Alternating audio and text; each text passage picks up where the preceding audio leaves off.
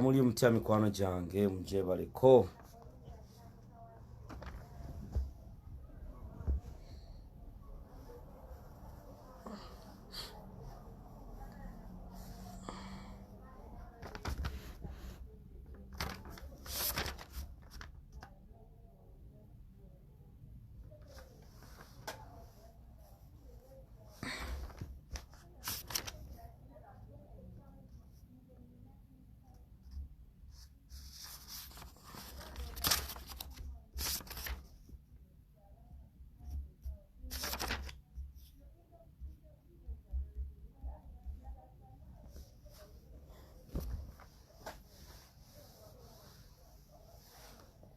Muli omutya mikwano gyange mujebaleko mbabuzaako mu bitundu bye muwangaliramu. Essaawa ziri 10:32 wano mu ggwanga Uganda. Amanya gange nze Julius Katongole mumira nsanafu nga ntuuse ku nsonga naddala ezo eziriwo essaawa zino mu ggwanga Uganda ne bweru wa Uganda. Mugamba mutya mikwano gyange, bingi ebiriwo, bingi ebitambula era nga nammwe mubiraba. Nenga tubagamba mubeere bagumu yonna gye muli. Mikwano gyange abawangalira mu Uganda mbabuuzaako, abawangalira mu bitundu eby'omumambuka, abawangalira mu Western Region, abawangalira mu Central Region, Eastern Region n'ebitundu bya Uganda byonna. Mikwano gyange abali mu ttake mbabuuzaako, mikwano gyange abali mu mawanga ag'enjawulo, abali mu Europe, abali mu German ne mu bitundu ebirala mwenna mbabuzaako mujebale. Muliyo mutya embeera mugiraba nga bwetambula. Bagamba nti tebinaggwa, buli omu olina okukola ky'olina okukola okulaba nti tununula nyaffe Uganda. Tununula nyaffe Uganda kubanga kye kisinga obukulu. Awo nno tubagamba ekyo kye kisinga obukulu, y'ensonga ekulu. Mbategeeza nti First Lady waffe High Excellence Babi Itungo Kyagulanyi olunaku olwaleero yagenze mu bitundu eby'e Nakaseke Central. Ekitundu ekyo nga kikulibwa Honorable Alan Mayanja Sebunya, era poliisi ya Mwami Museveni yo mu butaswala obungi n'ekuba tiyagaasi abakyala ab'embuto. Maama be yabadde atwalidde Mama Kits n'ebikozesebwa ebitanda ebirala byonna. So abakyala abalala waliwo n'omukyala antegeezeddwako nti akakebe ka Afghanistan akatiyagaasi kamukubye ku lubuto ne luvanamu. Ekyo kye kiri e Nakaseke Central. Maama Babi Kyagulanyi alina ekibiina kye bayita Caring Hearts nti Museveni ne gavumenti ye yafunye ekizibu ekirala, nti kati abadde alowooza Bobi Wine yekka, kati ne Maama Kyagulanyi buli watuuka embeera y'amaanyi. Embeera abantu bamugamba First Lady otuuse. Omutima ogwo yagukola dda nga ne President waffe Robert Kyagulanyi Ssentamu tanneesimba ku bubaka bwa Parliament. Kati kwe kuswala Museveni ne gavumenti ye nti abantu baagala bintu, baagala we bazaalirira, tebalina za ambulance, yaleese ebimotoka bya teargas ne bikuba abantu ne bagwa mu mbeera eyo. Awo nno abantu b'e Nakaseke tubagumya, tubagamba mwebale kwaniriza First Lady High Excellence Babi Kyagulanyi. Sharing a video. Bakadde bange mbalamusizaako ne mbebaza emirimu gye mukola. Mwebale nnyo, mwebalire ddala. Julius Katongole mumira nsanafu ntandise ne video olunaku olwaleero. Uliriza video ntandise gamba sharinga video tutandike wano. Ntandise ne video olunaku olwaleero. Julius Katongole ayagala okwogerako nange namba yange 0702 222758. Mukadde wange akyali mu ddwaliro, musabire, ali mu intensive care unit, era mulaba ebigambo bitono ne tugenda kutandika. Mumusabire maama, embeera si nnungi, ate amalwaliro ga bbeeyi, buli kimu. Mukadde wange embeera yo si nnungi, naye yankuutira okubeera nga tutambula n'abantu. Ntandise video. Bakadde bange mbabuuzaako yonna gye muli, ne mbeebaza emirimu gye mukola. Mwebale nnyo, mwebalire ddala. Mbadde si lwa kujja ku live olunaku olwaleero olw'ensonga ezimu zendiko naddala eza mukadde wange ali mu ddwaliro essaawa zino. Naye nsazeewo olw'amawulire genfunye n'ensalawo nzije nga bategeeze agakwatagana ne muganda waffe Fred Kajubirumbuye, kubanga bwe sitagabategeeza bano abataganya ŋŋamba abasajja abazibu baagala kusaanyaawo obulamu bwa Fred Kajubirumbuye. Sharinga video ntandise. Mikwano gyange olunaku olwaleero waliwo meeting etudde e Istanbul. Waliwo meeting etudde e Istanbul. Meeting eno etudde mu compound eya uliriza bulungi. Meeting eno etudde mu compound eya Ambassador Stephen Mubiru. Meeting eno etudde e Istanbul yonga yo ebigendererwa byayo bibadde bwe biti.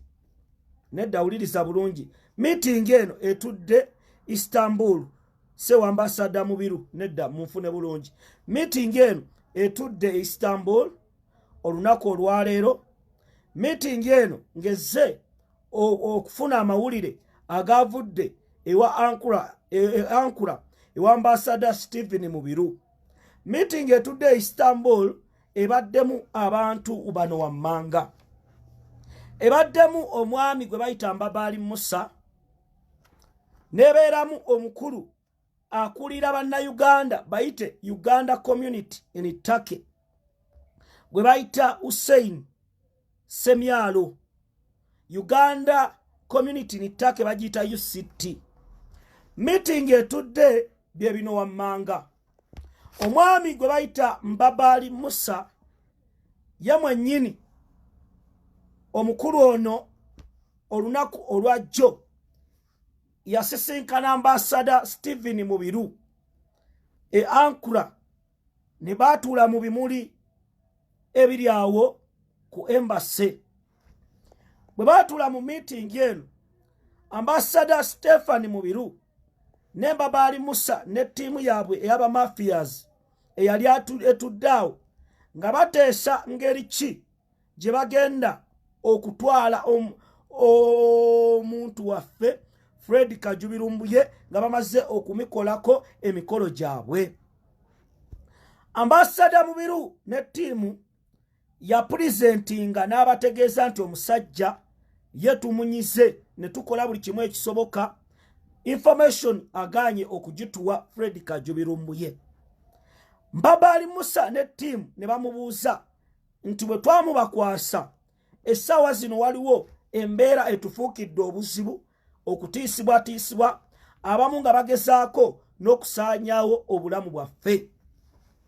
Mbabaali Musa ne Ambassador Stephen Mubiru ye mwennyini bwe baali mu meeting eno e Istanbul ne bateesa nti in case singa Fred Kajubirumbuye obulamu bwe babusaanyaawo bayinza kumuziikawa era ne okusirika ne kubeerawo. Ambassador Mubiru yali aleese abamu ku abo abasirikale naddala abawangaalira mu Istanbul, Aksaray n'ebitundu ebirala, n'abalala abamukuuma e Ankara, ne bagamba nti waliwo cemeteries oba biyita ebifo bye baziikamu ebyenjawulo gye basobola okumuziika. Ekisooka baateesa nti singa tumutta ne tumutwala mu Manisa Cemetery, abalala ne bagamba nedda, Manisa Cemetery wayinza okuleetawo obuzibu kubanga engeri yo gye bataziikamu bagwira eyinza okuleetawo embeera endala ate ne bitukyukira.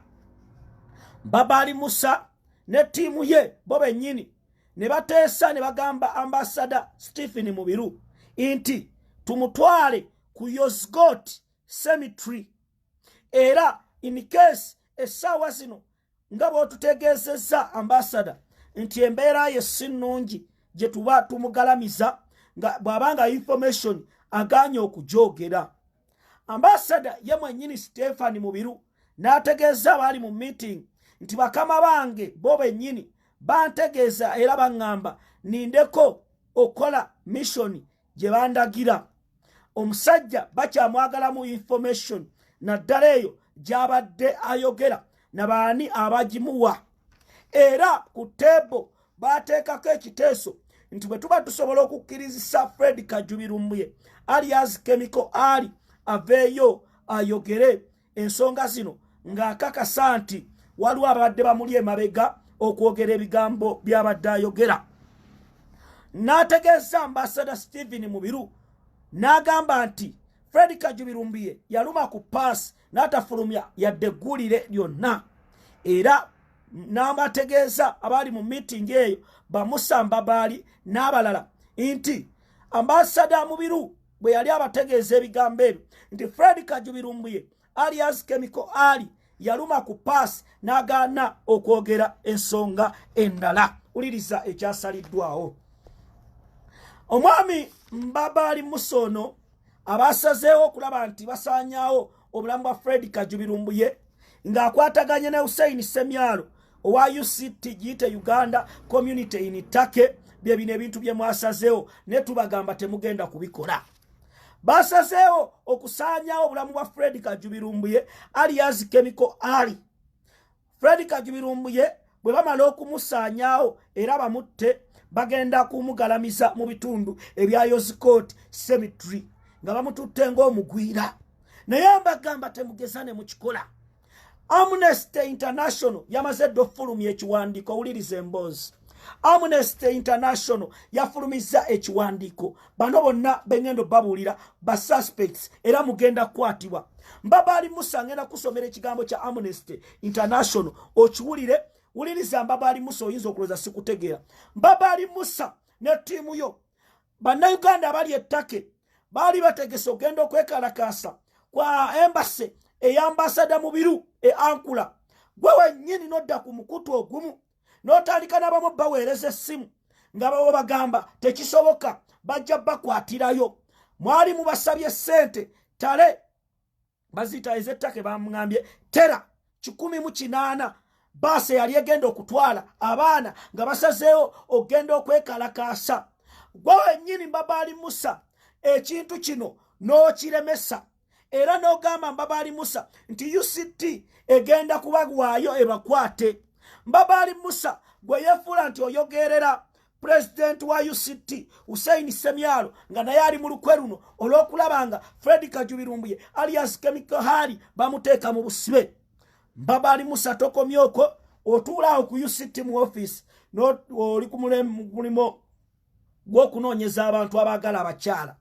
Mbabali Musa musazeewo ekintu kino naye wuliriza video buli kimu kitu kiina. Waliwo ekiwandiiko ekifulumye private investigator kyafulumiza era ng'amanyi buli kikweso kye muli mu kukola ku bulamu bwa Fred Kajubirumbuye. Wuliriza video. Abantu bano wammanga muli ba suspects. Kisoma bwe kiti wulire emboozi. The kidnapping of Fred Kajubirumbuye. The kidnapping of Fred Kajubirumbuye. This is one of the greatest manhunts in modern history. To find his kidnappers and arrest all co-conspirators who participated in the plot. They will serve a long jail term. Uliriza. Omutwe gugamba bwe guti private investigator ng'ali ne Amnesty International bano be bantu abagenda okukwatibwa era nga bagenda kusibibwa olw'ekibonerezo ekiweebwa ba kidnappers. Ulira. The NUP FBI private investigators have finally exposed who plotted to kidnap Lumbuye and identified the key suspects who played a part in planning to kidnap Fred Kajubirumbuye and those who demanded a ransom of $70,000 for his release. We have the list below, and they are going to jail. Uliriza emboozi. Bano bagenda kwatibwa. Bino biva mu FBI. Uliriza.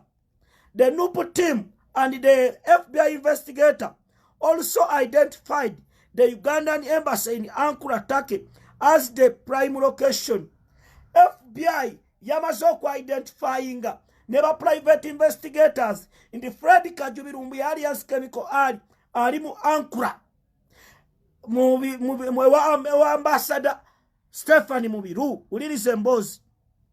The embassy used the police to kidnap Lumbuye and mafias in Turkey from his house in Istanbul and forcefully drove him in an embassy vehicle to the embassy in Ankara using embassy police and diplomatic humanity. Ulirize mbozi nti kambalire mu kubigambo ebibadde wano bagambye nti NUP team ne FBI ekyo kitongole kinoonyereza ekizibu basudde nti Fred Kajubi Lumbuye ali mu bitundu ebye Ankara Turkey era mu embassy abamuwamba bamujja mu nyumba ye ku kifuba eky'amaanyi nga bakozesa emmotoka eya embassy era nga bakozesa police ne ba mafias abenjawulo. Uliriza.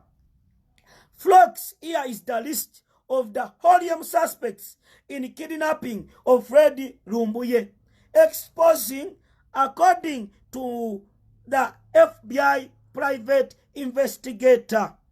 Asoka, first suspect number 1, Martin Kalibala. Ulirize mbozi, Martin Kalibala. Kalibala was Fred Lumbuye's own housemate and a childhood friend. Martin shared the apartment with Lumbuye, and based on reliable intel, is one gave Muhammad Sereko and the local mafias in Turkey identified below the inside information on Lumbuye. Ulirisa.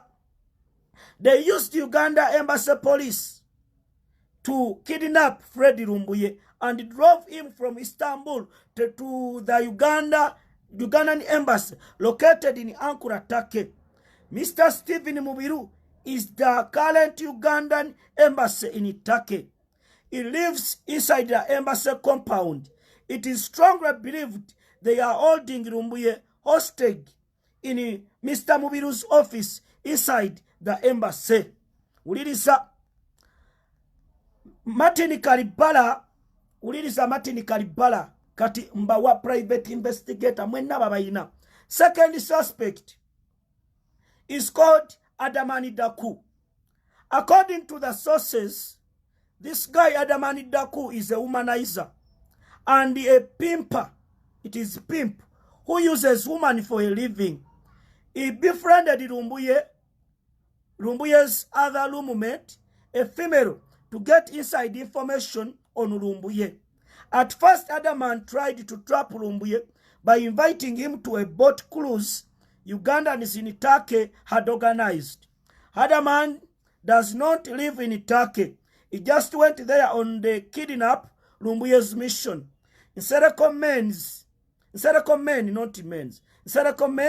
the local mafia in Turkey and some long-time Ugandans living in Turkey had been paid to organize and capture Lumbuye at boat cruise.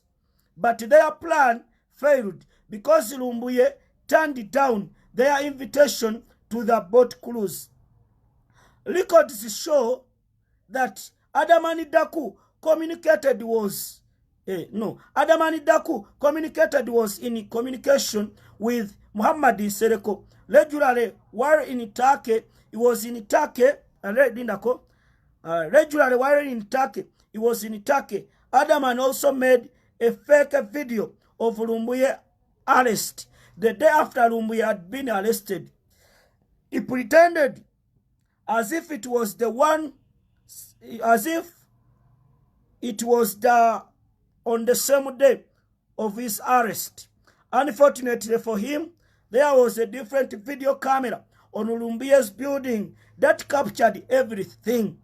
And in this video, there is a so-called man, Rich. Ne Richie wali wano kuba suspects.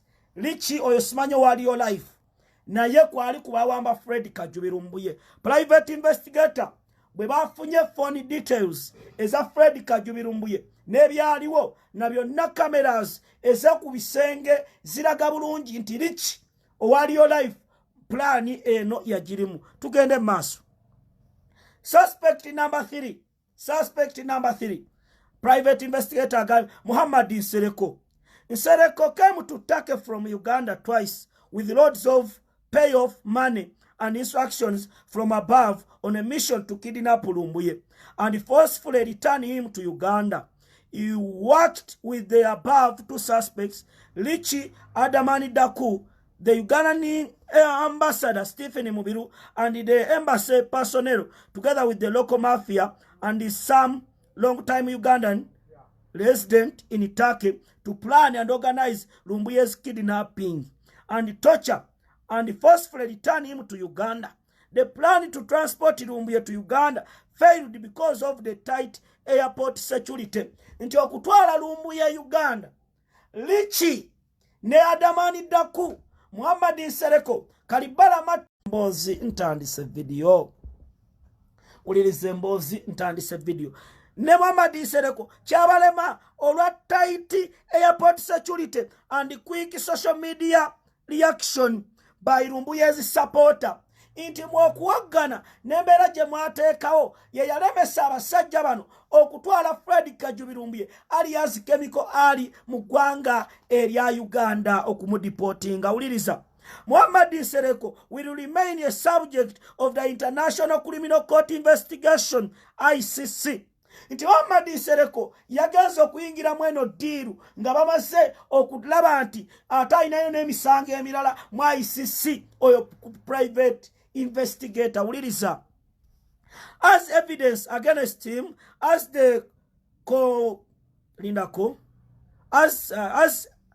evidence against him for kidnapping and torture and other charges in uncovered. Muhammad Nsereko yoyo. Another suspect, bano mwenna babuulira muli enkoko zammwe ezisembayo bagenda bakwata. Stephen Mubiru, number 4. Stephen Mubiru is a current Ugandan ambassador in Turkey. This man is believed to be holding Lumbuye inside the embassy building, following instructions from the above in courts. According to the investigation and the other researchers, Ambassador Mubiru used the Turkey police assigned to him and the mafias to kidnap Lumbuye and hold him hostage using diplomatic immunity. He worked in collaboration with the suspect named above to kidnap Lumbuye and bring him to the embassy in Ankara. He is likely to face ICC indictments for kidnapping and torture. Ambassador Mubiru Stephen, omusango gwa kidnap ne bakutwala mu ICC. Hey, Lumbuye. Owulidde kye bagambye kankukaddiremu. Is likely inti asuubirwa okufeesinga emisango gya ICC indictments for kidnapping and torture. Ewo kanteekawo n'akasitala Ambassador Mubiru. Bano abasajja betwafunye.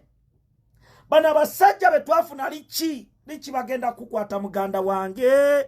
Oli wano ngenze kumulala. Ulira, mafia suspect who belong to the mafia group in Turkey. Bano mwenna tubayina. Uliriza, mafia suspect who belong to the mafia group in Turkey.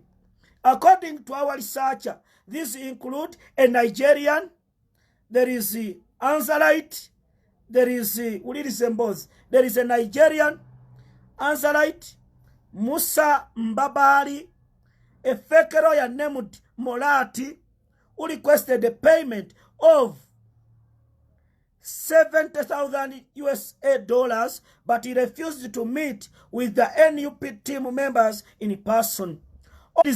All of them, all of them are associates of Adamani Daku, Lichi, Martin Kalibala, and Muhammad Nsereko. Many of them live in a city called Taksin and Turkey, and others are living in Aksalai. They participated as co-conspirators for kidnapping and torture. Bannange ebyuma tebyagala kuzikira mulindeko, ebyuma byagala kuzikira. Ulirize Mbozi, nabagamba private investigator ajja ne muloza byakusaaga. Uliriza, ntandise video. Uliriza bannange. Ambassador Mubiru used the Turkey police assigned to kidnap Fred Kajubi Lumbuye. Awabadde mazeo wawano makaba mafia kembaddeko. Ulira. NUP members in person. All of them are associates of Adamani Daku, Lichi, Martin Karibala, Muhammad Nsereko, and many others. Live in a city called Taksim in Turkey, and others living in Istanbul in the town called Aksaray. They participated in co-conspirators for kidnapping and torture of Fred Lumbuye together with NUP pretenders. Nti bawamba Fred Lumbuye nge waliwo n'aba abeefula nti ba NUP ettake nga si ba NUP. Uliriza. Other charges against them are still being investigated according to our researchers. Nti emisango egimu gye baakola waliwo ekigenda okuzuukuka. Abasajja bano betwaleeta kasita bakisuula nti weeri mu mbeera yonna ogenda kutegeera. Wulira. Other charges against them are still being investigated according to our researchers as co-conspirator for kidnapping and torture. Suspect number 5, Dr. Agnes Kaziba. Dr. Agnes Kaziba, this woman lives in California, USA. She claimed on a video recording that she's Freddie Lumbuye's and that she spoke to him. She claimed on a video recording that she's Freddie Lumbuye's lawyer and that she spoke to him after he was kidnapped. But she disappeared and she has said nothing else about his client. The first question is whether Dr. Kaziba is a licensed lawyer and a member of the bar in California or licensed to practice law in any other state in the United States. If she is licensed to practice, then she will face charges of incompetence to represent a client. Dr. Kaziba gwe yeeyita munnamateeka. Private investigator bagenda kuggulako omusango baguyita incompetence to represent a client and disbarred bwakogedde munnamateeka. And if she is not licensed to practice law, then she will be found guilty and authorized the practice of law. Bwe bakisuula Dr. Kaziba ng'ayogera ebigambo bya samasama n'otegeeza nti Fred Kajubi Lumbuye alias Chemical Ali owamulabako era oli munnamateeka bagenda kuggulako omusango unauthorized the practice of law which is illegal. Owuliriza bannange. Thirdly, is she a legal resident or a US citizen? Bali mu kunoonyereza nti mu USA oliyo mu mateeka oba oli kinnyana mpindi nga weebuzaabuza bwebuzabu. Bino ebyalumbuye baganda bange si byakusaaga. Never joke with Fred Kajubi Lumbuye. Uliriza tutandise. Suspect number 6, Alex Kasujja. Kasujja, who lives in the United Kingdom, is suspected to be a co-conspirator and based on false public statements. On ekigenda omusibisa era ekigenda omusibisa amayisa kwe kwogera ebiboozibozi n'ategeeza abantu Lumbuye twamulabyeko ali wano. Uliriza private investigator twabagamba abaana abali ettake netubagamba abantu mwe badamaani ddaku lichi baganda bo bali mu kubonaabona oli eyo mulya ssente baganda bange bagenda kubafuna. Uliriza. Kasujja Alex, suspect number 6. Kasujja, who lives in the United Kingdom, is suspected to be a co-conspirator and based on false public statements. He may be guilty of embezzlement of funds raised by NUP and the supporters of Freddie Lumbuye. Kasujja wabba ssente ziwasaba mu bantu ku GoFund. Kino kyonna kyatuuse dda. Ulira. Is a close associate of Dr. Kiyingi, who resides in Australia. Kasujja also made several audios recordings threatening NUP leaders. Watisatisa bakulembeze ba NUP n'ogamba ba Lubongo ya bayine byona alani ba ogenda kubasaanyaawo. Ate ng'okwatagana ne Dr. Kiyingi abeere Australia information yonna bagigina abasajja batrackinga amasimu gamwe kasujja abasajja bagenda bakola buli kimuliriza eno byange uliriza nze kambasomere private investigator ne team ya Amnesty ebintu byatusedda era bagenda bapikinga mu njunga bubuzi babatwale. The Nupu Dream, the team of lawyers and MPs have done a great job. The Nupu Dream team working on Lumbuye's kidnap includes Freddy they are here, Julius Katongole, Freddy Kabuye Boston, Mr. Update, Honorable Segirinya, Honorable Sake, and their team of lawyers, Koja Omugezi, plus the FBI private investigator. They have hired the following. The international agencies are participating in the effort to find Freddy Lumbuye. Inti timu yensi yonna yayingidde dda mu kintu kya Freddy Lumbuye, the ICC. Honorable Segirinya will file a case in the ICC on Lumbuye kidnappers. Amnesty International, Freddy Kabujubi Lumbuye already Freddy Kabuye Boston already contacted the New York BBC will report on Lumbuye kidnapping. TVS yonna ya BBC egenda kwogera ku Freddy Kajubi Lumbuye. Uliriza ebirala ana ekifuba mwaga abasajja batandise okusindikira akantu aka ntandise video kiri kibadde kigula luji mukulu Mbabali Musa mwabaina Freddy Kajubi Lumbuye nga mukwatagana na ambassador Stephen Mubiru mbabuulira temukesa ne muta Freddy Kajubi Lumbuye. Ambassador Mubiru ne timu yo baganda bange ensonga Freddy Kajubi Lumbuye egezze bwe batawuliranga kwa ICC court bwe batawuliranga Amnesty International ngekutte lwojja okutegeera Amnesty International esooka kujja ne kwata mu nsi yonna kubanga ensi y'Obutuluki eri ku mukago ogwo kati mwe baana mmwe mulemye okwerabira ennaku yammwe era mbagamba mwegendereze ekintu kikira obuzibu mwe muyinza okulowooza nti essaawa zino muli mu kulya bicepere ono muvubuka gwe bayita Rich private investigator mbadde sikwogerangako yakuleese n'alaga nti oyina olupangopango lwe mwazannya era mwe baana mwe abaali basaba ttera 108 baba basaba ogenda okwekalakaasa abantu bano abamu badda ku mikutu ne babagamba bagenda bakwata ne mulebesa abaana b'Ebutuluki ogenda okwekalakaasa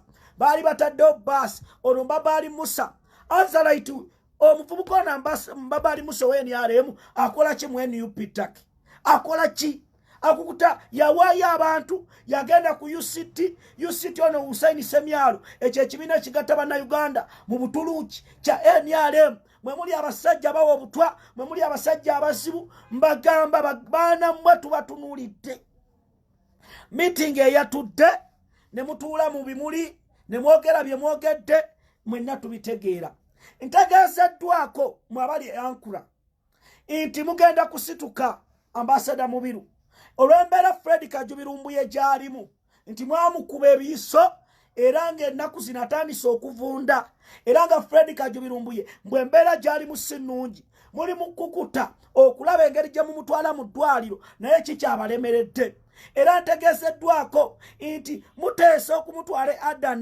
Adana Central Anatolia okulaba nga mumukyusa ekifo olw'akasita akateereddwawo ng'era bannayuganda bakimanyi nti Freddy Kajubi Lumbuye awangalira Ankura mu Ambassadors Chamber era ntefunye amawulire ku soose ezeesigika oba mu nsonda ezeesigika nti Freddy Kajubi Lumbuye essaawa zino embeera gy'alimu ekaabya amaziga basajja mmwe okumanya muli babi era mwetaaga kukyayibwa. Freddy Kajubi Lumbuye amaze ebbanga nga talya Lumbuye anywa mazzi Lumbuye mwamukuba ebiyiso mwamutulugunya ne mumunyiga obulimaawa ne mukola buli kimu essaawa zino Lumbuye tategerekeka feesi yazimba mwamukubaakuba mumutaddeko ebintu ebyokya okumugyamu information naye tubagamba ebigambo bino muli mu kutulugunya amasimu ga Lumbuye essimu gye yagenda ku embassy bagiturakinga obutambi bugenda fuluma Ambassador Stephen Mubiru Mukulu Musa Mbabali n'abanyampi banno essaawa zino mugenda kakasanze Katongole Julius mu Miransanafu tubagamba ekigambo kimu bino bye mupulaninga okutta Fred Kajubirumbuye mugende mu muziike is God cemetery. You are planning okutta Fred Kajubirumbuye mugenda mutta mutawuliriza video kye mugenda okukola nga bwe mbadde mu mukuba ebiyiso n'asirika mbwaleme bafuukira buzibu nga bwe mwamukuba ebiyiso mu bamafiya abali ettake ne mukuba Fred nga mumukutte aleme bategeera n'abeera mu tulo kati essaawa zino mwagala omukuba ekiyiso naye bannayuganda bagenda kusituka wallahi bagenda banona mu mayumba gammwe kyamuyina okukola kwe kunona Fred Kajubirumbuye mumukwasa ensi oba si ekyo mumusuule wantu wonna. We are telling you Fred Kajubirumbuye mumusuule wantu wonna mwagala kumutta mumuziike yes God lichi anamaniddaku Musamba Baali mwenna bali mu tiimu tubagamba bali mu mafiya kweyo essaawa zino bannayuganda bakitegedde nti mwe balabe era tubagamba basajja mmwe nti essaawa zino ensi yonna beegesa amaaso tugenda baliisa omulambo gwalumbuye wallahi ya Mungu ne bamuligamba nti mumusse ne mumuziike yes God cemetery tujja kugunoonya engumba ze muzirye oba baana bamwe balizirya bantu mmwe twataddewo tiimu wana Uganda etandise okufeffetta famire zammwe asulawa jjajja we yaani taata we yaani maama we yaani abantu bamwe bagenda kuboolebwa ekiyinza kubayamba nga mutwadde Fred Kajubirumbuye mu kino musobola okumuta ne mumusuula gye mumusudde n'agenda waagenda ekyo tukyaniriza naye mbagamba omusajja ono waakwatira fayiro ye private investigator n'ateeka ekigere ku nnyonyi n'alinnya baganda bange kaweddemu data gwemba wadde nzaamuleese omusajja yamunoonyereza sente ze twamuwa n'akola investigation nga talina kyekkubiridde talina n'akwata ebyo buli muntu ekigambo kye yayogera amasimu gammwe bali abasajja ba FBI bayingiramu mu essaawa yonna n'akebera naddeeno n'alengera n'agamba yayogera ki communication ze mbadde mukola n'abane n'ab'e Uganda nga mwagala okuteesa engeri gye mugira lumbuye zonna baziina kati essaawa zino mbagamba baana mmwe bantu mmwe balabe mmwe mbagamba ebigambo bino ze Julius Katongole mu Miransanafu mange mulwadde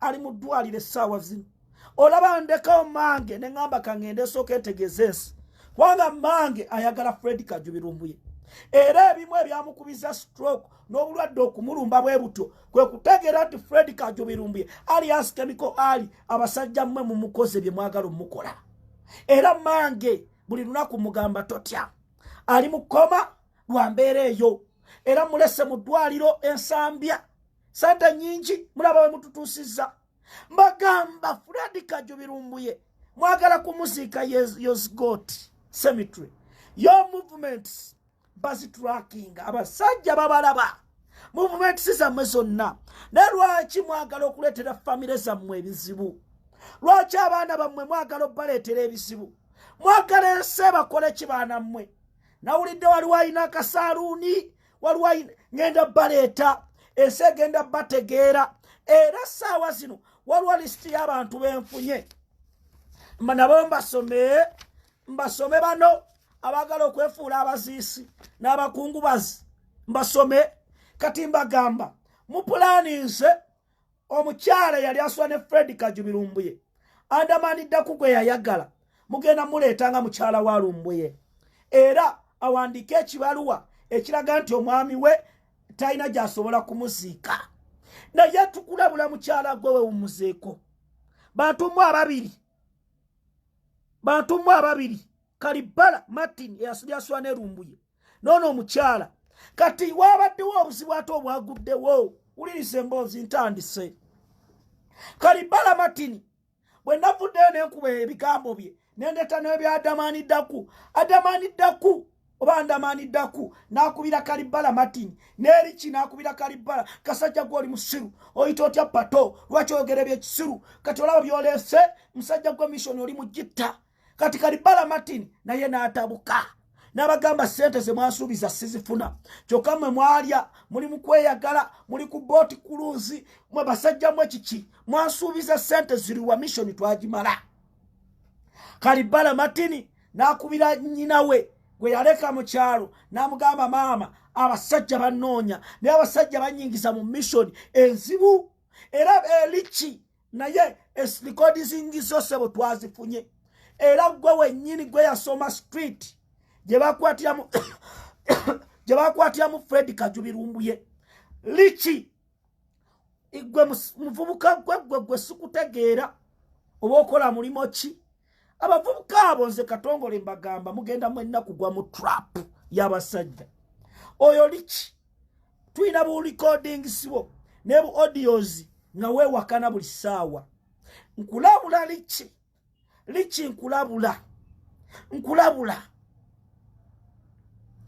nkulabula mulete Fred Kajubirumbuye inse mbagamba essaawa zino tetugenda kubasiriikirira basajja mmwe mu mateeka legal research criminology bw'oba onoonyereza buli omu kyayogedde ku masimu tufunye eki ono yalinnyawo nti ye lwaki yagendawo mu budde obwo nga bagenda mukwata street yagiriko yes nti ye lwaki yali agezaako okuperereza lwaki ono yagaana okuggulawo gwasula naye ate lwaki yajja ne baggulawo ekyo kye bayita criminal law amateeka twagasoma. You people muliza okulooza okudda mu jimu ne mwetega abakazi bano abavubuka babbye abakazi era mbalabulamu abakazi abaagala abavubuka abo baali kibandamaniddako babakwata obutambi babajjako lansomu akubira nagamba nakwata ng'oli bukunya mpeereza $1 bweziti waliwo abakiguddemu bankubira amasimu bandetira meseji nengamba abantu bano mbaabye mbategeeza ensi era bw'oba okimanyi nti wali weebaseko nandamaniddako n'eriki manya essaawa yonna information yegenda obukunya bwo mwe muyinza okulooza mwagala mikwano simaba smart wires naye bagenda bafuukira obuzibu kali kyefudde abavubuka tebakola bali mu kuwaayo bannaabwe abavubuka ne bafuuka obusajja weegoge kati omuvubuka asobola okuwaayo munne yatasobola kutta Bobi Wine abo bonna tubataddeko eriiso Lumbuye yabakola kibantu mmwe ekyo nkimaze ngenza tambuza video ndesa amawulire amalala abantu bengenda okusoma ano mbamanga munoonye waliwo report ezze ku fayiro yange ngenda kugisoma ndozo olunaku olw'omukaaga abantu bano munoonye Stephen Kasirye ng'oli USA noonyako Dani Ntege oli USA Boston noonyako Male Kabaya oli USA Boston noonyako Gladys Muchibi oba Gladys Muchibi USA Boston noonya Florence Bate USA Boston noonya Charles Campolero USA noonya Eddie International USA noonya Richard Mukasa USA Boston noonya Tone Kinarwa USA Boston noonya Princess Babula Kibirige USA Boston noonya Patrick Oyulu USA noonya Loni Mayanja USA Boston noonya Heneta Nairuba USA noonya Lambot Etibot USA noonya Mande Atigu noonya abantu abo bwe mutanoonya olunaku olw'enkya ekiddako temumbuuza ensi egenda kutegeera lwaki mbasomye ekyo nkimaze bakadde bange ekirala kyekino wuliriza sharinga video ababaka ba parliament abali mu NUP mu bataginge waliwo plan eriwo ey'okugyayo ababaka ba parliament aba NUP mu lukiiko lw'eggwanga olukulu abawaabirwa mu kooti ba kigato bange okuva mu reliable sources bantegeezezza waliwo temporary office eyaggulibwawo ku Serena Hotel ng'omulimu gwagwo yakusasula balamuzi n'okuleeta abo abajulizi bemuwaayo okubawolereza. Uliriza emboozi omukyala Joyce Baagala Ntwatwa eyawangula Mityana district fubanga bw'osobola bw'oba kwegayirira Katonda fukamira ku maviiviigo bwe kibanga osobola okukola kyonna okusiibasiiba era abasajja baba bawulira nga tubalabula nakyo kiyinza okuyamba baagala Joyce Ntwatwa Mityana district Judith Nabakooba ayagala kujja mu parliament omulamuzi ali mu musango gwo oguli emubende court yamazeddo high court yamazeddo okukwata sente miliyoni 3 sente yazikutte essaawa 8 n'eddakiika 3 ku Serena Hotel mu kibuga Kampala era Nabakooba oda yavudde waggulu nga baagala adde mu lukiiko lw'eggwanga olukulu kubanga mwami Museveni ne gavumenti ye bakirabye Nabakooba bamwetaaga era ekyokubiri mwami Museveni asanze obuzibu bungi mu babaka ba parliament abagenda abe NRM nga basinga ba kibogwe n'anoonya kwabo abawaaba emisango mu kooti era nga bagenda kuyingira olukiiko lw'eggwanga bwe muteerwanako.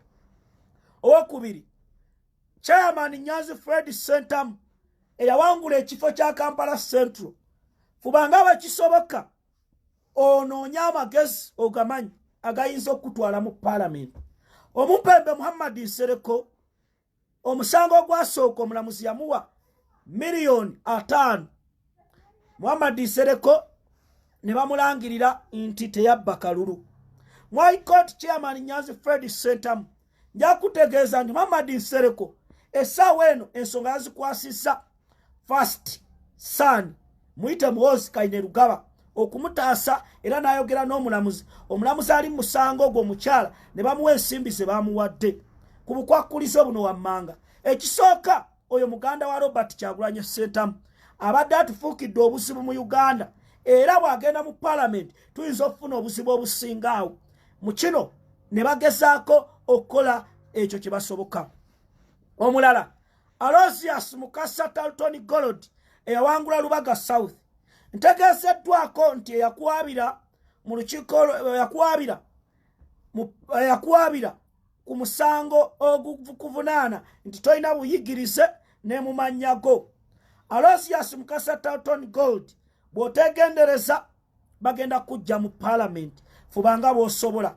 Nsubuga po Busiro North ono mu mutaginge Nsubuga po Busiro North essaawa zino abantu boboleeta mu kooti abasinga bamaze obbawa ssente bagenze ku Serena ne babawa ssente ku ofiisi eyagguliddwawo era Nsubuga po njagala kutegeeza Minisita Galabuze yali minisita essaawa zino omulamuzi ali mu musango gwe baamuwadde ssente ne looya eyasooka mu musango oba okyali naye yamaze odde okulya ettooke era Nsubuga po bw'otegendereza parliament ogisiibudde. Omulala Asani Kirumira katika mu South. Asani Kirumira njagala kukutegeeza ebigambo bino wammanga. Essaawa zino tolowooza nti oyo yakuwaabira yagenda okujja mu parliament. Omubaka gwe bayita Sembatya yamaze dda okuteekayo okusaba kwe eri gavumenti negamba Guleta Luwero efuuse ekizibu mutandise okukyaza mukyala wa president Kyagulanyi Ssentamu era nga bagamba nti mukolaidinga ne ba RDCs n'abantu ab'enjawulo ne mubasinkana kati kye baagala okuteekozesa ekyo okulaba nga babajja mu parliament. Nsubuga po weegendereze. Omubaka omulala ye Robert Sekitoleko ono we bamunaanika John Chrysostom Muyingo Museveni amwagaladde mu parliament era gwe weemo bamunaanika nkugamba ebigambo bino. Essaawa zino bakozesezza abaana gwe bewalooza nti ba witnesses abaali Muyingo be yaweerera kubanga wali personal assistant wa Muyingo. Essaawa zino abaana abo bamaze dda obbawa ssente abalala ne babawa zi boda okulaba nga batuuke mu kooti babyegaane era babulewo. Ekyo kimu.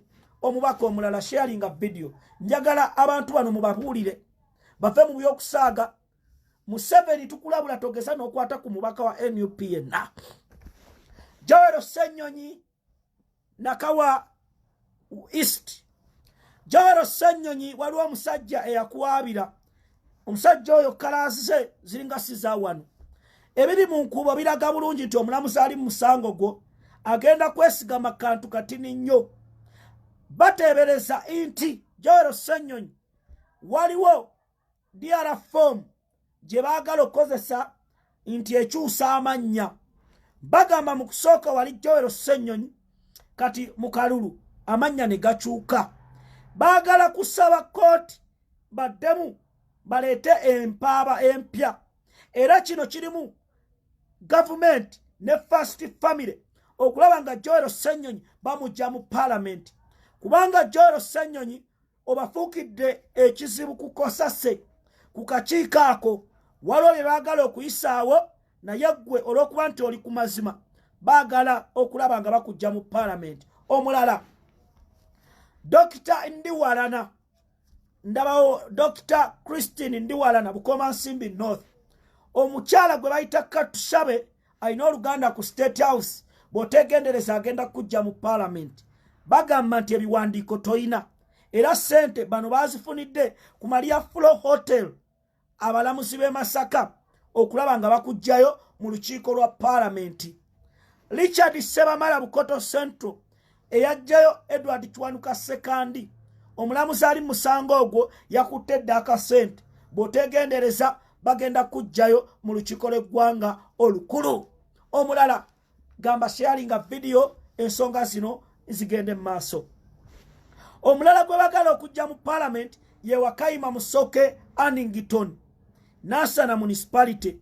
Wakayima Musoke bali bakikozeeko mu budde obwatogikwatako ne baleeta Sebunya omwana w'omugenzi Minister Sebunya era essaawa zino bagenda kujja mu Parliament bw'oterwanako naye tulabula mwami Museveni enough is enough. Temugeza ne mukwata ku babaka baffe aba NUP ababaka abo basoma mutandise okumpanya muleete ebibozibozi ebya street naye tubalabula era mwegendereze. We are watching you closely. We are watching you closely. Ekyo kye twagala okubategeeza era ensi egenda bategeera. Wuliriza ekirala ngenze ku mawulire amalala. Bakadde bange mwawulidde ebyokufa kwa General Kech. Abafamire basabye bannayuganda basonyiwe General Kech. Bagambye Ugandans to forgive him for the mistakes. Era wa family gwe bayita Palubera Kiran agambye mu musonyiwe yabagamba nti bwe mugenda ku street mulete coffin ne coffin ye yamusanze na waka. Kana wa family bagambye abantu bakyoli mu basonyiwe omwana teyamanya kolagana na bataganya ngamba naye abannayuganda bakanguvubidde ne bagamba tebajja kumusonyiwa.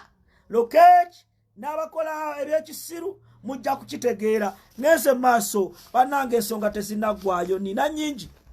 Nfunye amawulire waliwo omwana gwe basse ab'ekijambiya ebisanje Masaka Mange Getuda Namwebe wabeera bamuyita yeeye bamusanze ab'ekijambiya ne bamutema. Esettala batemye abantu 5 bali mu kutta bantu.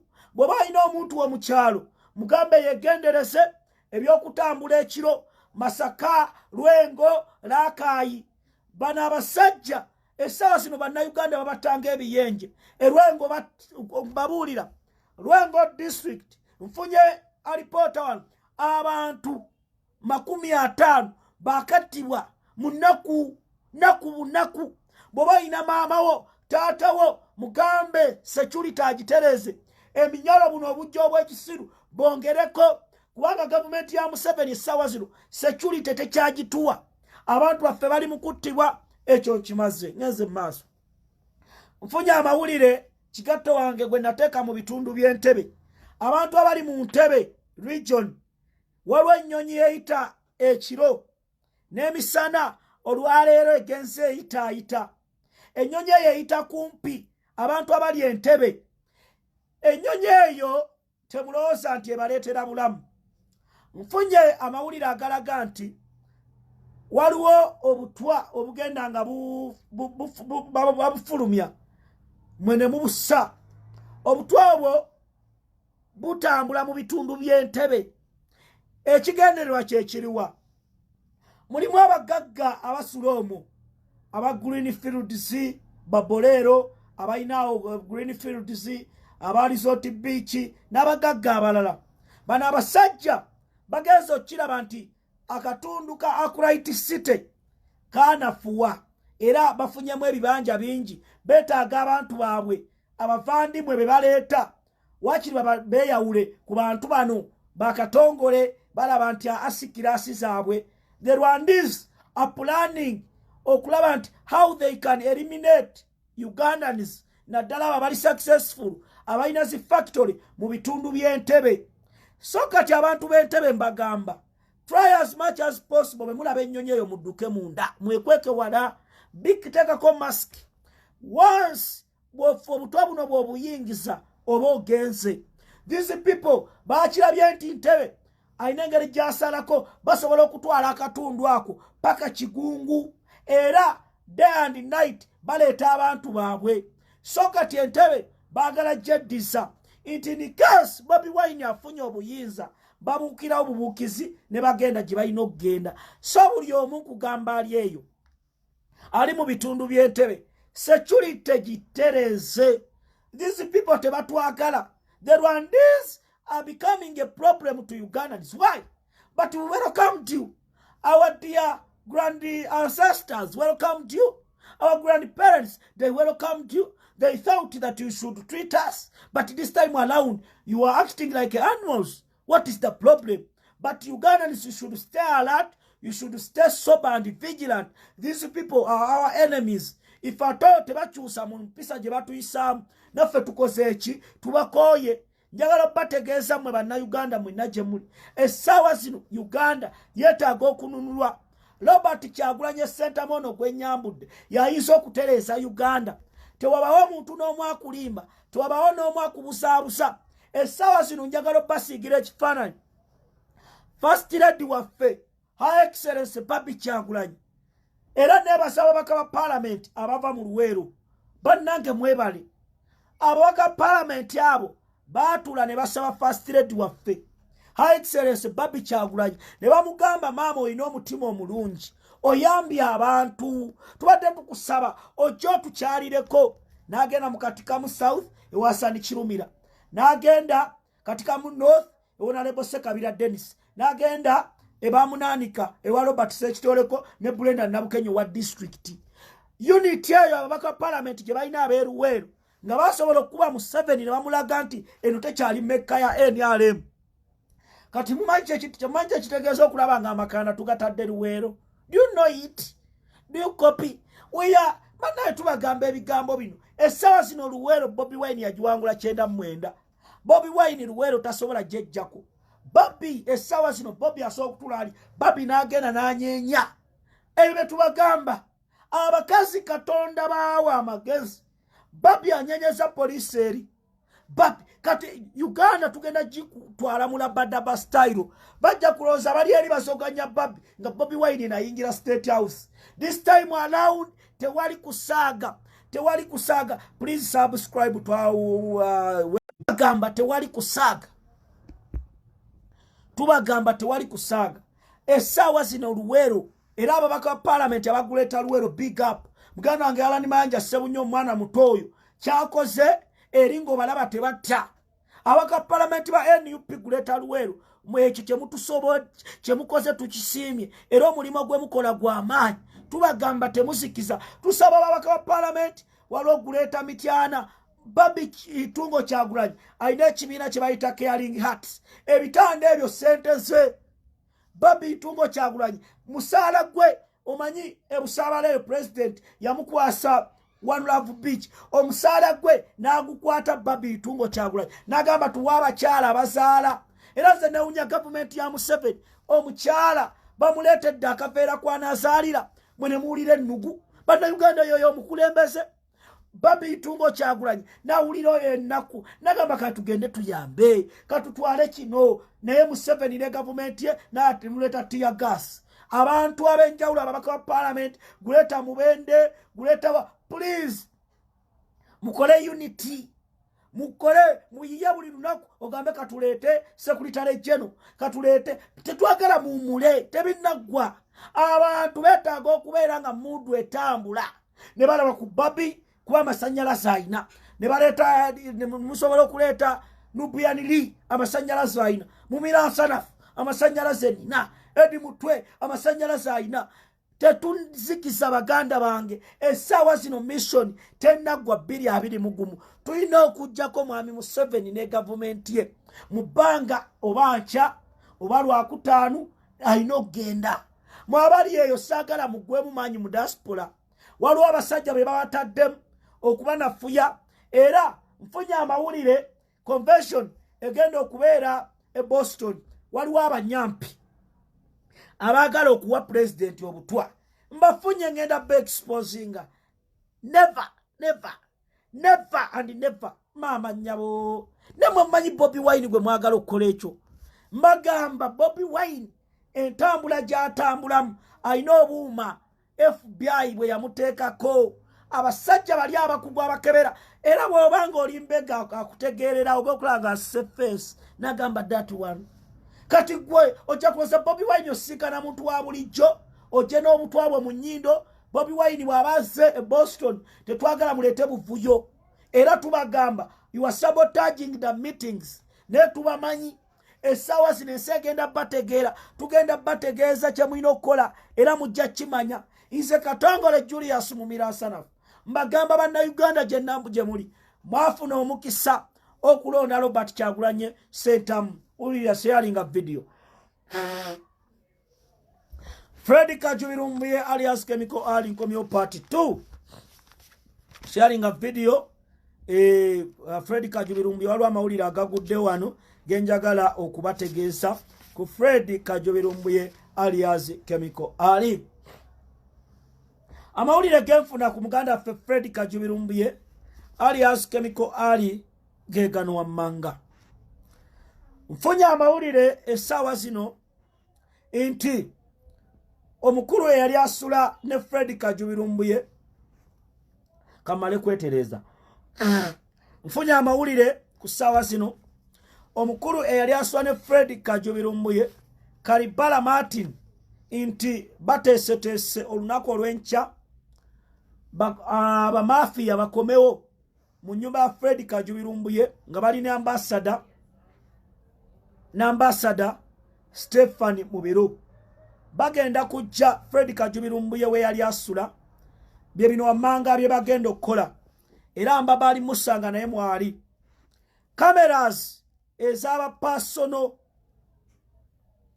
balandiroads aba cameras ezaaliwo bateeseteese olunaku olw'enkya okuzijjawo cameras olunaku olw'enkya okujjamu bu footage balandiroads babagambe babusangule kubanga bawulidde private investigator nti agenda kubanoonyerezaako mukulu Kalibala Martin bakubidde essimu ne bagamba cameras ezo obatwale mu balandiroads nga bakozesezza abagenda okwambala ebyambalo nga bava mu offices eza ambassador Ankara bagenda kutuukako essaawa 5 era nga mission eno gye bagenda okukola cameras bagala kubuza evidence ku mpamba ya Fred Kajubirumbuye kubanga abampembe andamanidaku emusirichi n'abalala essaawa zino baatidde nnyo bakimanyi nti cameras zigenda kujjayo evidence n'abantu abakwata uliriza ekirala mukulu Kalibala Martin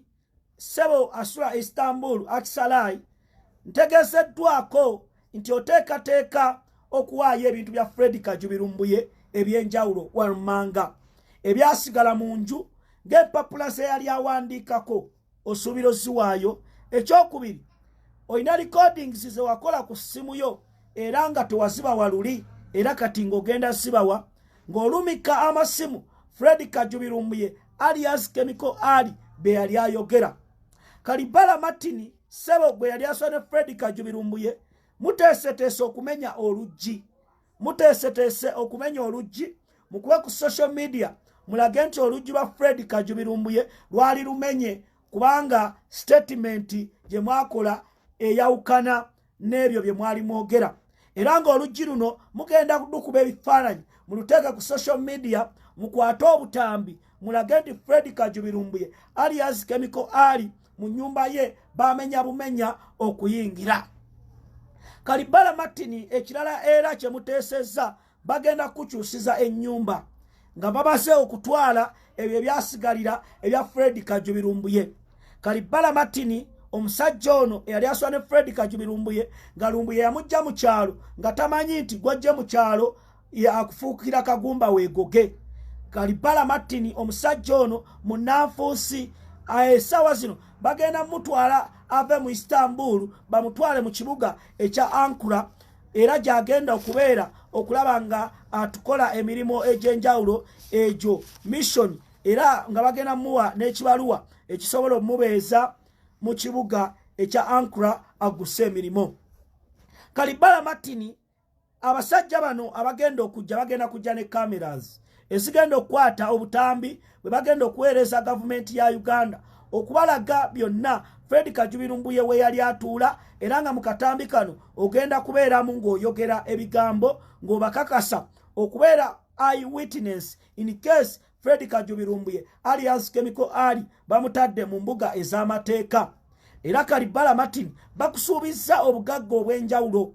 Kalibala Martin musajja gwe okumanya oli mubi era bakugambye nti oweeyo byonna ebiwandiiko bya Fred Kajubirumbuye.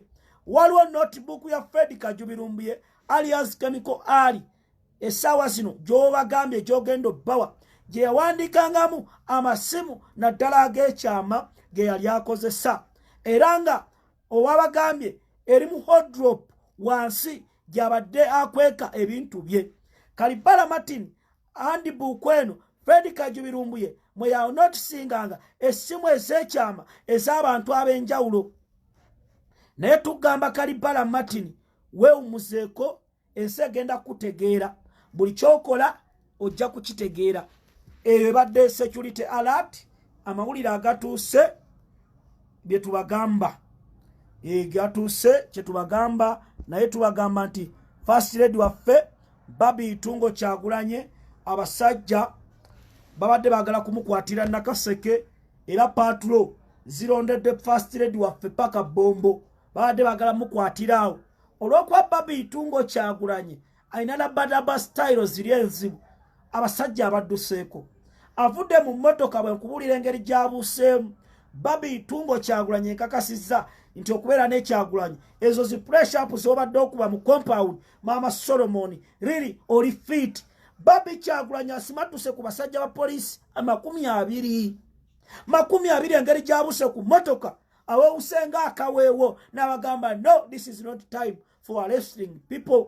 Era tubagamba nti guno omulembe abakyala abali eyo mu bannange tubagamba mubeerenga Babi Itungo Kyagulanyi omukyalo oyo mumuyigireko caring arts muli eyo obusoga muli manaafa asobola okujja babayigiriza okutunga. Babi Itungo Kyagulanyi bano ababuyabuya balooza abitandise kati ebyo yabitandika emyaka 15 emabega.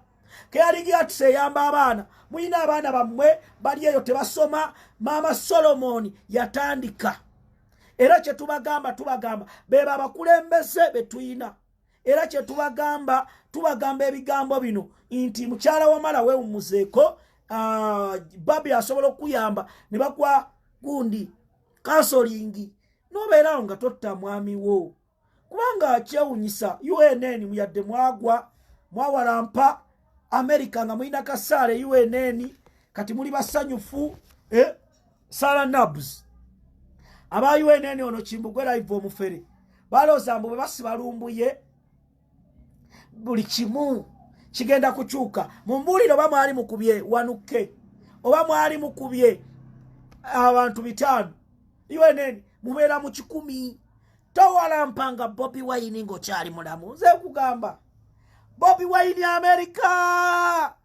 mwawalampa Kimbugwe n'alowooza yatuulanga katebe abantu nga bali eri bangi n'avuma n'akola eti kati Kimbugwe onayogera ebyakayiira essaawa zino muganda wange abantu bakubuza following ng'egenze kana kamale kulaba ono naye kamale mu disciplining ha yono bannange kansoke manya abamu buli jonze mbasasira naye olwo kan disciplining ko nze kamumira nsana fa baba gwe nawe ojja kukinyumizaako maamawo nti mumira nsana futa saaga abo ne bakozesa ambuleera yaffe UNN yafuna ebikazi ebyasaata wala UNN temusobola kulumba Bobi Wine ne musustaininga mukyala amala nkubira amasimu buli lunaku angamba Katongole nkwegayiridde nsonyiwa nsisinkane president oyagala kumutta tetusobola kwesiga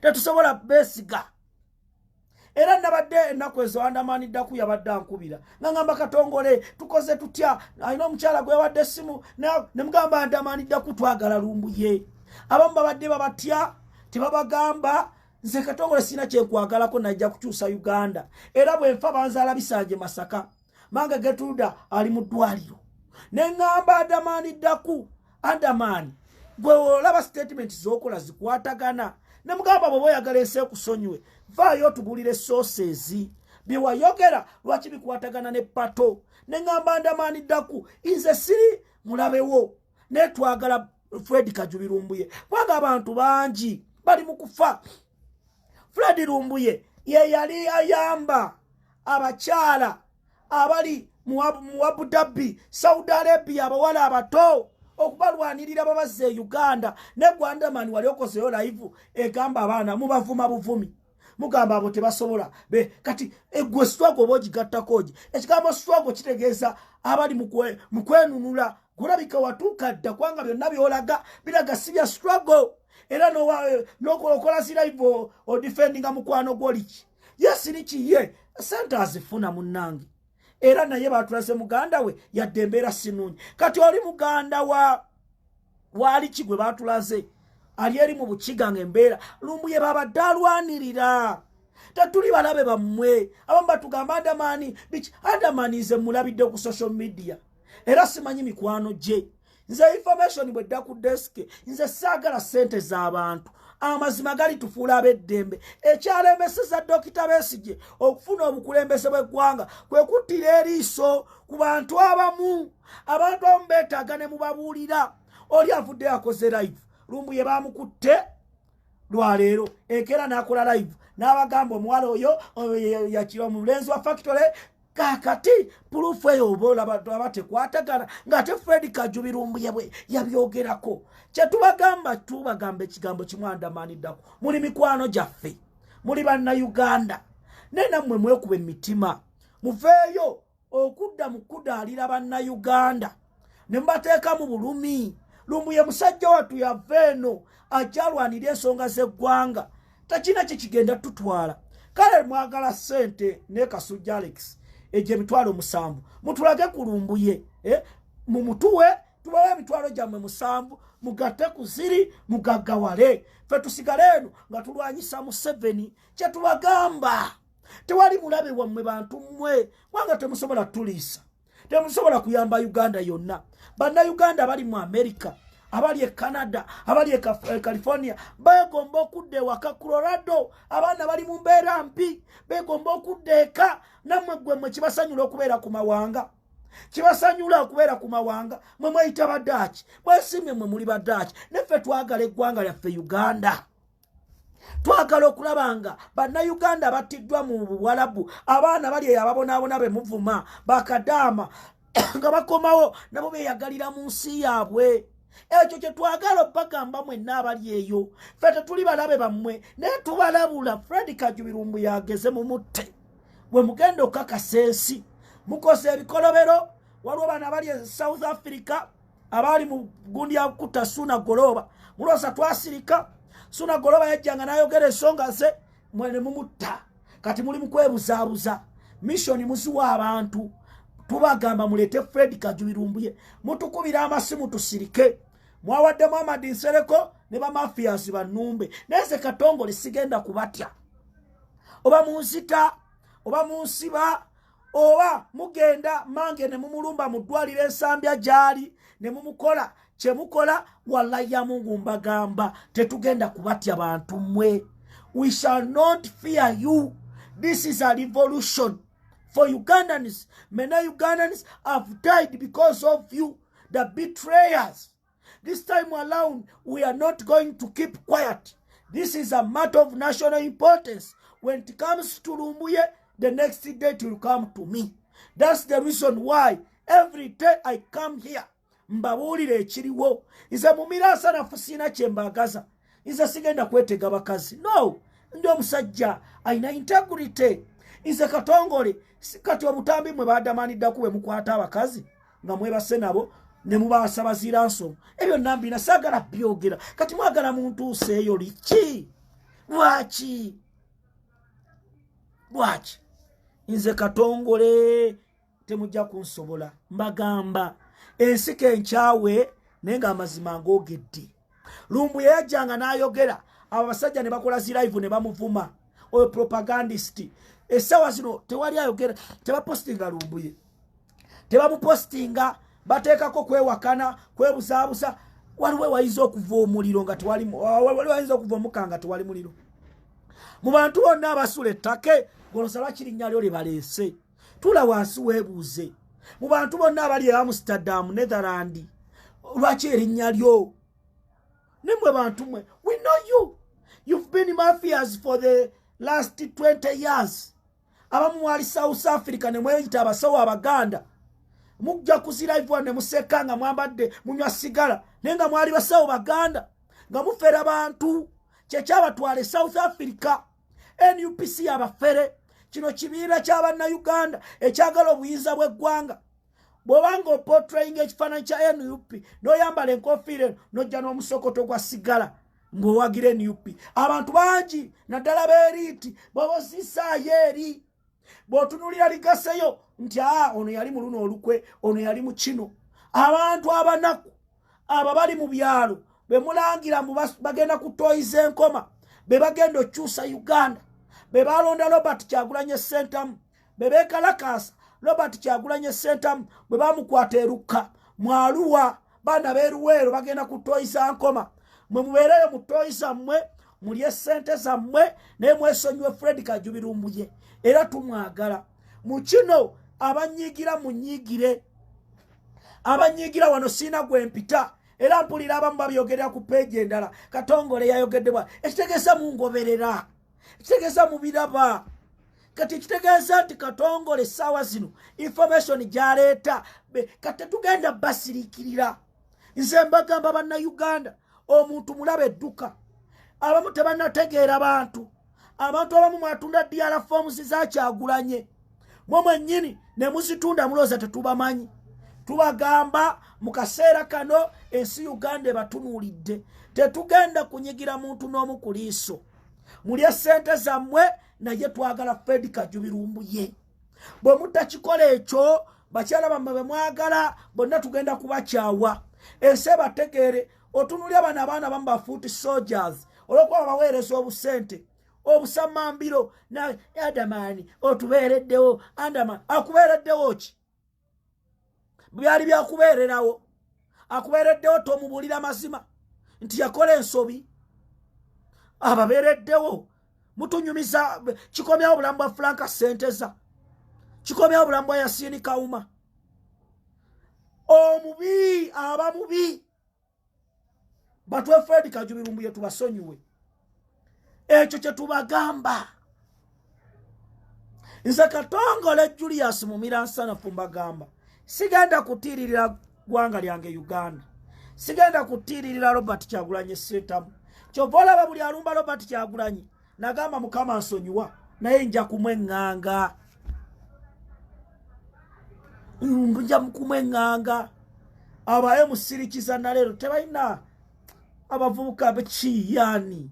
Address ye eri luddawa mbweyita baddaaki twagala Lumbuye. Twagala Lumbuye. Mange mulwadde muwonye. Kama nyambe atereere. Yadde sente nyingi mu ddwaliro. Nyingi ze bansabye. We want to sabotage. Mwagala kunkuba mawulire nti sente zaaganye ez'okujja mange mu ddwaliro ensambya. Nesijja kuswala bannayuganda bajja kunnyamba. They will help me. They will help me. Yadde ali mu intensive care unit naye ajja vaayo. Nze neesiga Katonda, nyaffe Bikira Maria omuzadde, nsaba buli lunaku temujja kutusobola. Julius Katongole mumira nsanafu.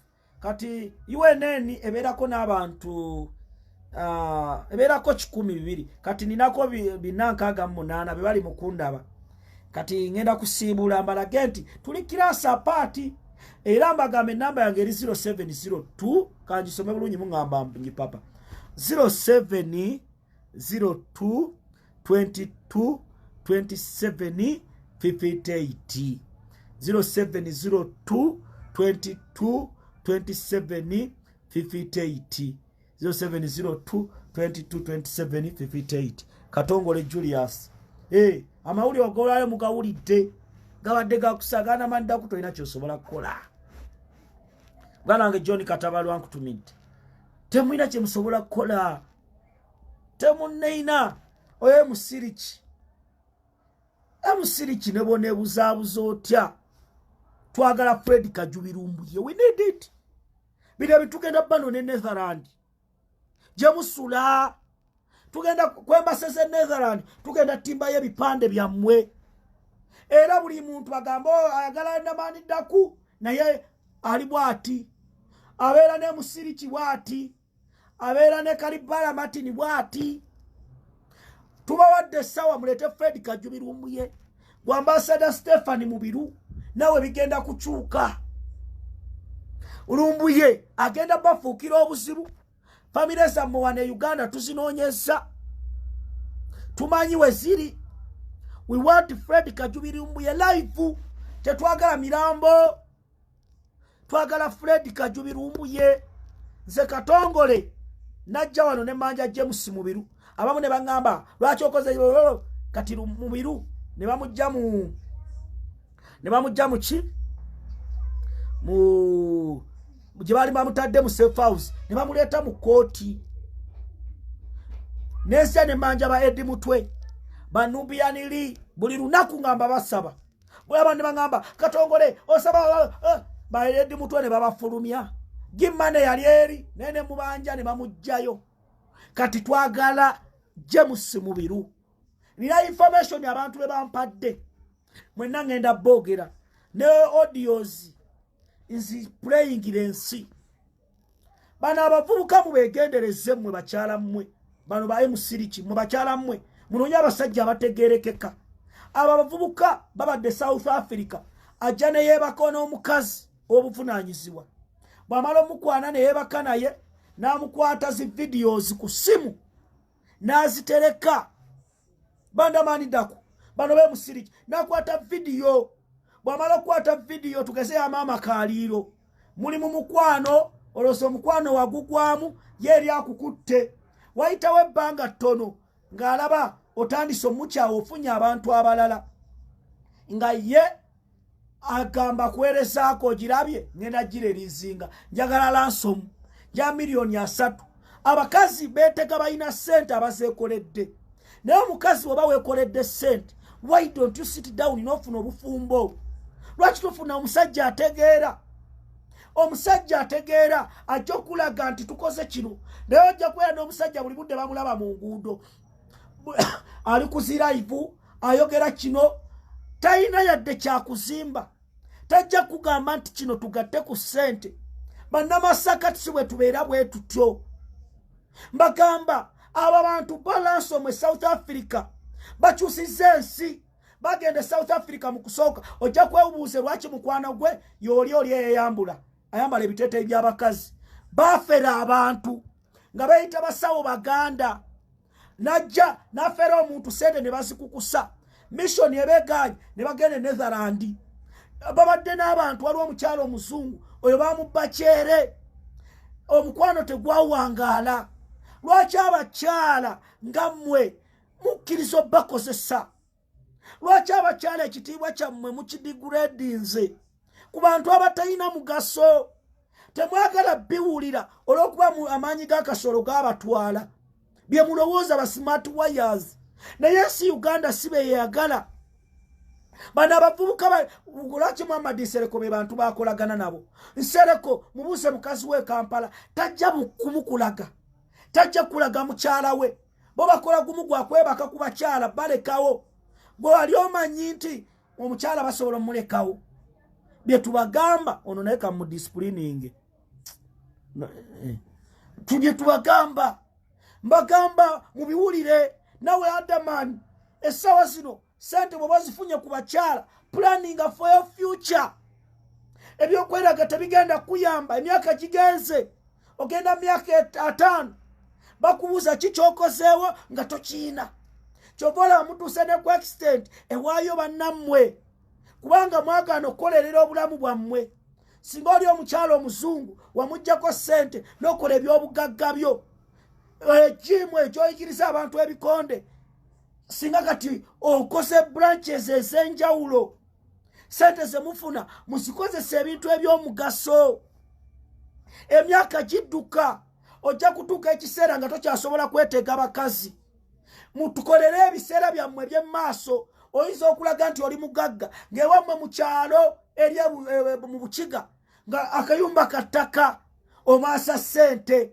olw'okuba osijja mu bakazi mukazi wattu n'asasula zi hotel 5-star hotel leta risiti eraga nti gwe yali esasudde kuko kyova olaba mwediguredinga buli budde olina kuwaana oli akuwe ekitiibwa ky'obusajja ne kifa naye nga Uganda we yalitambudde eyo si ye kategori y'omuntu omusajja nga gwe omuwanvu okola gumu gwakwerabirira ogende weetega abakazi ne sente ozikozeemu ki abakazi onootravolinga kuva eno paka eri Uganda nizimukomewo si yeeyo embeera y'abajjajjaffe omukyala wa kitiibwa bakyala bannammwe baddeyo mu inbox ne baboogerako ogenda okulaba muvuddeyo ku zawutingisi mbw ate obufumbo bw'oli bukyankalanye lwaki mumala obudde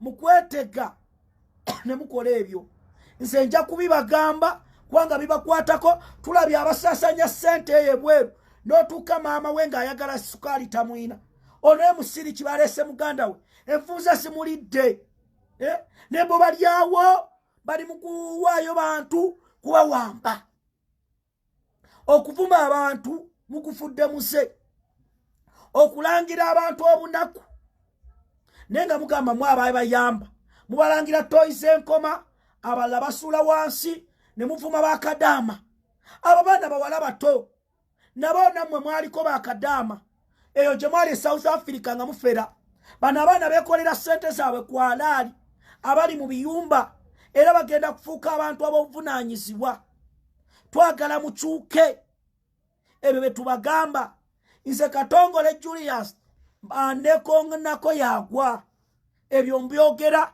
tulina obibagamba kubanga ffe Katonda yatuyimusa mu ntegeera ne tubaleka kati kijja kuba kibi nga mu ntegeera ndi eri mu basajja abalowooza bali ba philosophers nga ndaba muganda nga Adamaniddaku basenjoleye nga bamubuuza oyina akayumba ke wazimba Uganda nti takayina ate omukyalo oli gwe walina naye biliyoni tibyaggwawo bibya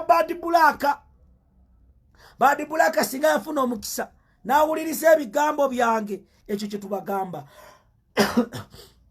Julius Katongole